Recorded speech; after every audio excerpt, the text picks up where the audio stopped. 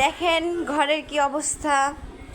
আমরা যারা চাকরি করি তারা একটা দিন বাড়িতে থাকি, তারপরেও কত কাজ। এই যে ঘর এলোমেলো হয়ে আছে, এগুলো সব কিছু আজকে পরিষ্কার করব, তারপর গোছগাছ করব। এই যে আমার আপা সকাল থেকে অনেক কাজ করতেছে, এখন পর্যন্ত নাস্তা খায়নি। ঘরের কোথায় দেখি, এই যে এখন পর্যন্ত ব্রাশই করেনি, ঘরের কাজ নিয়ে ব্যস্ত। দেখেন ঘরের কি অবস্থা। এই যেগুলো সব পরিষ্কার করবে, রান্না করবে, গোসল করবে, তারপরে আমার ভাইয়া আসবে, তারপরে খাওয়া দাওয়া করবে। তো দেখেন ঘরের এই অবস্থা। আপনারা চাইলে একটু হেল্প করতে পারেন আমার আপাকে। না দিলে তো করবে না। হ্যাঁ, আমি আবার একটু বলতে পারো না যে আমি করতে পারবো না।